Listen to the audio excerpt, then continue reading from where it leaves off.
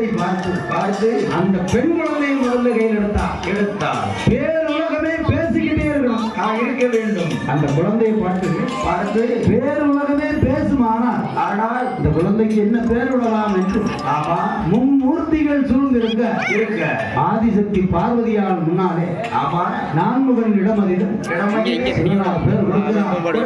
அந்த குழந்தைக்கு என்ன பேர் கொடுக்கிறார் தெரியுமா? என்ன பேர் கொடுக்கின்றார்? பெண்ணாக பிறந்ததாலே என்று பேர் கொடுத்தார்.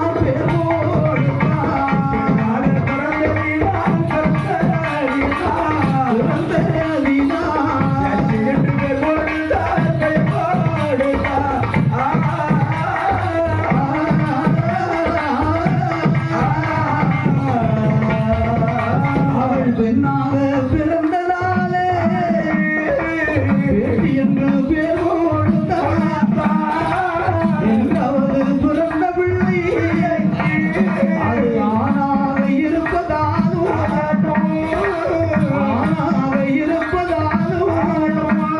சிவசுடலை என்றே பேர் கொடுத்தார்.